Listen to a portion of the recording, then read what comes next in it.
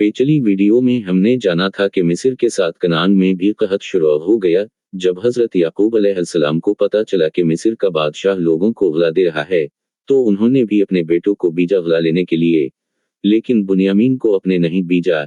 यूसुफ अलैहिस्सलाम के भाइयों को किया मालूम था कि वो गला लेने इसी भाई के पास जा रहे हैं जिसे उन्होंने कौमी में फेंक दिया था। उस वक्त उस वाक़े को 40 साल गुजर चुके थे, इसलिए जब आपके भाई आपके सामने आए तो वो आपको न पहचान सके। अलबत्ता आपने उन्हें पहचान लिया। वो तो सोच भी नहीं सकते थे कि उनका वो भाई बादशाह भी बन सकता है। आप उन्हें पहचान तो गए, लेकिन ये बात उन पर जाहिर न की कि आप उनके भाई हैं।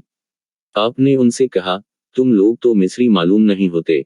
उस पर वो बोले, ए रहमदिल बादशाह, हम लोग कनान के रहने वाले हैं और नबीज़ादे हैं। हजरत यूसुफ अलैहिस्सलाम ने उनकी बात सुनकर फरमाया, हमें तुम्हारी बात का कैसे यकीन आए, हमें तो तुम पर जासूसी का शुबा है।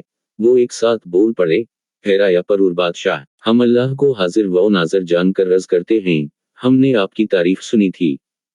कनान में गले का कहत है, इसलिए आपसे गला लेने के लिए आए हैं और हम जासूस नहीं हैं, बल्कि हम तो अल्लाह के नबी हजरत याकूब अलैहिस्सलाम के बेटे हैं। उस पर आपने पूछा, तुम्हारा और भी कोई भाई है? अब उनमें से एक ने कहा, हम 12 भाई थे, मुद्दत गुजरी हमारा छोटा भाई जंगल में गुम हो गया था। उससे हमारे वालिद को बहुत मोहब्बत थी। उसके गुम होने की वजह से हमारे वालिद की बेनाई पर बहुत बड़ा असर पड़ा है। उसके बाद वो उससे छोटे भाई से मोहब्बत करने लगे हैं, इसीलिए उन्होंने इसे हमारे साथ नहीं भेजा। उस गुफ्तगू के बाद आपने उनके बारे में हुक्म दिया, वतन वापसी तक ये लोग शाही मेहमान हैं, उन्हें फीक से एक ऊंट गला दे दिया जाए। उस पर उन्होंने कहा, हमारे छोटे भाई के नाम का गला भी दे दिया जाए तो बहुत मेहरबानी होगी। आपने जवाब में इरशाद फरमाया, ये बात हमारे कानून के खिलाफ है कि आदमी मौजूद न हो और उसके हिस्से का गला दे दिया जाए। हाँ, तुम आइंदा गला लेने आओ तो उस भाई को जरूर साथ लाना, उस वक्त उसके हिस्से का गला तुम्हें मिल जाएगा।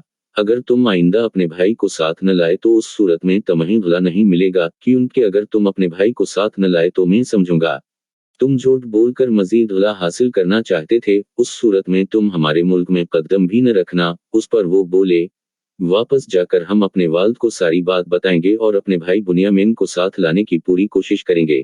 वो वापस कनान पहुंचे, वालिद साहब को सारे हालात सुनाए, बादशाह के हसन सलूक के बारे में बताया, फिर जो बादशाह मिस्र ने कहा था वो भी बताया और बोले, आइंदा के लिए हम पर गले की बंदिश कर दी गई है।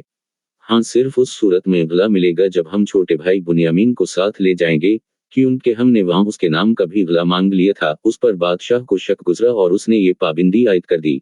ये सुनकर हजरत याकूब अलैहिस्सलाम ने फरमाया, मैं बुनियामीन के मामले में तुम पर एतमाद नहीं कर सकता, लेकिन मैं अल्लाह पर भरोसा करके इसे तुम्हारे साथ भेज दूंगा, क्योंकि अल्लाह सबसे बेहतर निगहबान है। उसके बाद उन्होंने गला खोला तो ये देखकर हैरत ज़दा रह गए और खौफ ज़दा भी हो गए कि उन्होंने गले के लिए जो रकम अदा की थी वो सब की सब गले में ही मौजूद थी, और ऐसा हजरत यूसुफ अलैहिस्सलाम के हुक्म से हुआ था। आपने अपने आदमियों को हदायत दी थी कि उनकी नकदी गले में छपा दो। ये भाई इसलिए खौफ ज़दा हुए कि कहीं वो किसी मुसीबत में मुबतला न हो जाएं, उन पर चोरी का इल्ज़ाम न जाए, क्योंकि मिस्र में उन पर जासूसी का इल्ज़ाम पहले ही लग चुका था। ताहम उनका खौफ ही दूर हो गया। वो समझ गए कि ये तो बादशाह मिस्र ने उन पर और ज्यादा मेहरबानी का मुआमिला किया है। जब उनका गला खत्म होने लगा तो उन्होंने फिर मिस्र जाने का प्रोग्राम बनाया, लेकिन अब मुआमिला था बुनियामीन को साथ ले जाने का, और हजरत याकूब अलैहिस्सलाम बुनियामीन को भेजते हुए घबरा रहे थे, लेकिन दूसरी तरफ मसला था गले का। आखिर आपने फरमाया, मैं बुनियामीन को उस वक्त तक तुम्हारे साथ नहीं भेज सकता जब तक कि तुम किस्म खाकर मुझे उस बात का कव्वल दो कि तुम जरूर बुनियामीन को वापस लाओगे। हाँ, तकदीर ही घेरे तो मैं क्या कह सकता हूँ। उस पर उन्होंने कहा, हम आपको कव्वल देते हैं कि बुनियामीन को वापस लेकर आएंगे।